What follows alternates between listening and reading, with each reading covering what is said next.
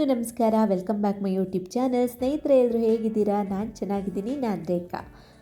ಸ್ನೇಹಿತರೆ, ಸಾರಿ, ನಾನು ಇಷ್ಟು ದಿನ ವೀಡಿಯೋನ ಅಪ್ಲೋಡ್ ಮಾಡೋಕ್ಕಾಗಿರಲಿಲ್ಲ. ಊರಿಗೆ ಬೇರೆ ಹೋಗಿದ್ದೆ ಮತ್ತು ನನ್ನ ಕೆಲಸದಲ್ಲೂ ಕೂಡ ಭಾಳಷ್ಟು ಏರುಪೇರಾಯಿತು. ಹಂಗಾಗಿ ನಾನು ವೀಡಿಯೋ ಮಾಡೋಕ್ಕಾಗಿರಲಿಲ್ಲ. ನನ್ನ ಕ್ಲೌಡ್ ಕಿಚನ್ ಕಸ್ಟಮರ್ಸ್ ಎಲ್ಲ ಏನಿದ್ದಾರೆ ಅವರೆಲ್ಲ ಭಾಳ ಲಾಂಗ್ ಲೀವ್ ತಗೊಂಡು ಭಾಳಷ್ಟು ದೂರ ಪ್ರಯಾಣ ಮಾಡಿದ್ದಾರೆ. ಒಂದು 20 ದಿನ ಆಗುತ್ತೆ ವಾಪಸ್ ಬರೋದಕ್ಕೆ. ನನಗೂ ಕೂಡ ಮನೇಲಿ ಕೂತ್ಕೊಳ್ಳೋಕ್ಕಾಗಲ್ಲ ಅಷ್ಟು ಟೈಮು. ಹಂಗಾಗಿ ನಾನು ಹೋಳಿಗೆ ಆರ್ಡ್ರ್ಗಳನ್ನೆಲ್ಲ ತಗೊಂಡು ಹೊರಗಡೆ ಹೋಗಿ ಹೋಳಿಗೆ ಮಾಡೋವಂಥ ಕೆಲಸಗಳನ್ನೆಲ್ಲ ಮಾಡ್ತಾಯಿದ್ದೀನಿ.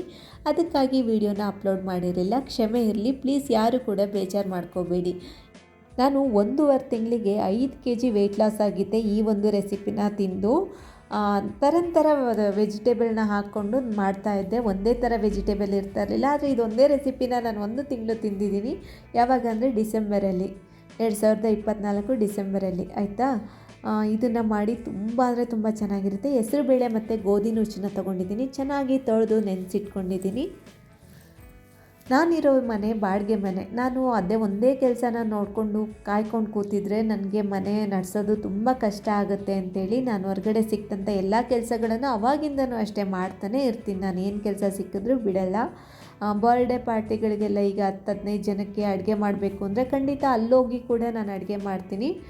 ನನಗೆ ಆ ಥರ ತುಂಬ ಆಫರ್ಗಳು ಬರುತ್ತೆ. ಇಲ್ಲಿ ನಾನಿರೋ ಜಾಗದಲ್ಲಿ ಅಪಾರ್ಟ್ಮೆಂಟ್ಗಳು ತುಂಬ ಇದ್ದಾವೆ. ಹಂಗಾಗಿ ಹೋಗಿ ಮಾಡ್ತೀನಿ. ನಾನು ತರಕಾರಿಲಿ ಇಲ್ಲಿ 1 ಕ್ಯಾರೆಟು, ಸ್ವಲ್ಪ ಬೀನ್ಸ್ನ ತೊಗೊಂಡಿದ್ದೀನಿ. ಇನ್ನು ಒಗ್ಗರಣೆಗಿಲ್ಲಿ ಪಲಾವ್ ಎಲೆ, ಚಕ್ಕೆ, ಲವಂಗ, ಜೀರಿಗೆ ಮತ್ತು ಸಾಸಿವೆ. ನಾನು ಯೋಗ ಎಲ್ಲ ಮುಗಿಸಿ ಒಳಗಡೆ ಬಂದು ಇವೆಲ್ಲ ರೆಡಿ ಮಾಡಿ ಇಡ್ತಾಯಿದ್ದೀನಿ. ಯಾಕೆಂದರೆ ಸ್ನಾನಕ್ಕೆ ನೀರು ಇಟ್ಟಿದ್ದೀನಿ, ನೀರು ಕಾಯಬೇಕು. ಅಲ್ಲಿವರೆಗೂ ಇವೆಲ್ಲ ರೆಡಿ ಮಾಡ್ಕೊಳ್ಳೋಣ ಅಂತ. ಇಲ್ಲಿ ಮಸಾಲೆಗೆ ಅಚ್ಚ ಖಾರದ ಪುಡಿ ರುಚಿಗೆ ತಕ್ಕಷ್ಟಿರಲಿ. ಯಾಕೆಂದರೆ ನಾನು ಸ್ವಲ್ಪ ಮಾಡ್ತಾಯಿದ್ದೀನಿ, ಕ್ವಾಂಟಿಟಿ ತುಂಬ ಕಮ್ಮಿ ಇರುತ್ತೆ. ಅರಿಶಿಣದ ಪುಡಿ, ಗರಂ ಮಸಾಲ ಮತ್ತು ಧನಿಯಾ ಪೌಡ್ರನ್ನ ಸೇರಿಸ್ಕೊತಾ ಇದ್ದೀನಿ. ಬೆಳಗ್ಗೆ 4 ಗಂಟೆಗೆ ಎದ್ದೇಳೋದ್ರಿಂದ ಮನೆಯೆಲ್ಲ ಎಷ್ಟು ಕ್ಲೀನಾಗಿ ಇಟ್ಕೋಬೋದು ಗೊತ್ತಾ. ಬೇಗ ಇಡೋದನ್ನು ಅಭ್ಯಾಸ ಮಾಡ್ಕೊಳ್ಳಿ, ಖಂಡಿತ ನಿಮ್ಗೆ ಒಳ್ಳೆಯದಾಗುತ್ತೆ. ಯಾಕೆಂದರೆ ನಮಗೆ ಸಾಕಷ್ಟು ಸಮಯ ಉಳಿಯುತ್ತೆ. ನೋಡಿ, ನಾನು ಈ ಡ್ರೆಸ್ನ ವೇರ್ ಮಾಡ್ತಾಯಿದ್ದೀನಿ.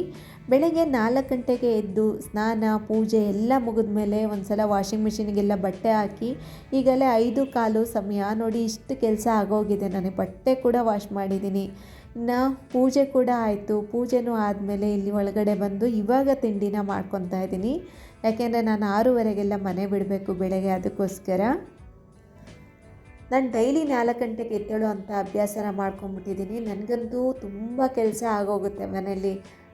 ಯಾಕೆಂದರೆ ಎಲ್ಲದನ್ನು ಒಬ್ಬಳೇ ನೋಡಬೇಕಲ್ವ. ಅದಕ್ಕೋಸ್ಕರ ಮುಂಚೆನೂ ಹಂಗೆ ಮಾಡ್ತಾಯಿದ್ದೆ. ಇವಾಗಲೂ ಕೂಡ ಬೇಗ ಎದ್ದೇಳ್ತೀನಿ.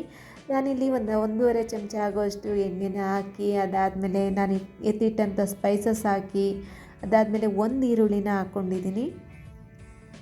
ಈರುಳ್ಳಿ ಸ್ವಲ್ಪ ಉಂಬಣ್ಣ ಬಂದಮೇಲೆ ಟೊಮೆಟೊ 1, ಅದಾದಮೇಲೆ ಚೆನ್ನಾಗಿ ಮಿಕ್ಸ್ ಮಾಡಿಕೊಂಡು ಇದಕ್ಕೆ ರುಚಿಗೆ ತಕ್ಕಷ್ಟು ಉಪ್ಪನ್ನ ಹಾಕಿ ನಾನು ಎತ್ತಿಟ್ಕೊಂಡಂಥ ಮಸಾಲೆ ಪೌಡ್ರ್ ಏನಿತ್ತು ಇದನ್ನು ಸೇರಿಸ್ಕೊಂಡಿದ್ದೀನಿ. ಮಸಾಲೆ ಪೌಡ್ರೆಲ್ಲ ಹಾಕಿದ್ಮೇಲೆ ಚೆನ್ನಾಗಿ ಒಂದ್ಸಲ ಬಾಡಿಸ್ಕೊಂಡು ಇದಕ್ಕಿವಾಗ ನಾನು ತರಕಾರಿಗಳನ್ನ ಸೇರಿಸ್ಕೊತಾ ಇದ್ದೀನಿ. ತರಕಾರಿ ನಾನು 2 ತರಕಾರಿನ ಹಾಕ್ತಾಯಿದ್ದೀನಿ. 1 ಬೀನ್ಸು, 1 ಕ್ಯಾರೆಟ್ ಹಾಕ್ತಾಯಿದ್ದೀನಿ. ತರಕಾರಿನೂ ಕೂಡ ಈ ಮಸಾಲೆಯಲ್ಲಿ ಚೆನ್ನಾಗಿ ಬೇಯಿಸ್ಕೊಂಡು ಈ ರೆಸಿಪಿನ ಮಾಡ್ಕೊಳ್ಳಿ. ಭಾಳ ಚೆನ್ನಾಗಿರುತ್ತೆ, ತುಂಬ ಹೆಲ್ತಿಯಾಗಿರುತ್ತೆ ನಿಮಗೆ. ಯಾರ್ಯಾರಿಗೆಲ್ಲ ಕಾನ್ಸ್ಟಿಪೇಷನ್ ಅಂತೀರ ಖಂಡಿತ ಈ ಒಂದು ರೆಸಿಪಿನ ಮಾಡಿ. ತುಂಬ ಅಂದರೆ ತುಂಬ ಚೆನ್ನಾಗಿರುತ್ತೆ ಈ ರೆಸಿಪಿ. ಗೋಧಿ ನುಚ್ಚು ತುಂಬಾ ಒಳ್ಳೆಯದು. ಇದಕ್ಕೆ ನಾನು 2 ಕಪ್ ಆಗುವಷ್ಟು ನೀರನ್ನ ಹಾಕ್ಕೊತಾ ಇದ್ದೀನಿ.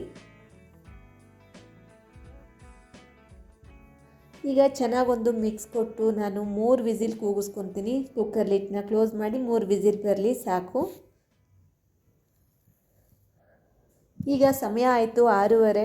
ಬ್ರೇಕ್ಫಾಸ್ಟ್ ಕೂಡ ನಾನು ರೆಡಿ ಮಾಡ್ಕೊಂಡಿದ್ದೀನಿ. ಇಲ್ಲಿ ಪಪ್ಪಾಯ ಮತ್ತು ಬಾಳೆಹಣ್ಣು ಮತ್ತು ಚಿಯಾ ವಾಟರ್ ತೊಗೊಂಡಿದ್ದೀನಿ. ನೆನೆಸಿಟ್ಟಂಥ ಚಿಯಾ ಸೀಡ್ಸ್ ಏನಿತ್ತು ಅದನ್ನು ತೊಗೊಂಡು ಹೋಗ್ತೀನಿ ನೀರನ್ನ. ನಾನು ನನ್ನ ಹಿಂದಿನ ವೀಡಿಯೋಗಳಲ್ಲಿ ನಾನು ಹೇಳಿದ್ದೆ, ನನಗೂ ಕೂಡ ಏರ್ ಫಾಲ್ ಆಗ್ತಾಯಿದೆ, ತುಂಬ ತಲೆ ಕೂದಲು ಉದುರ್ತಾ ಇದೆ, ನನಗೆ ಟ್ಯಾಬ್ಲೆಟ್ ಎಲ್ಲ ಜಾಸ್ತಿ ಮಾಡಿದರು ಅಂತ.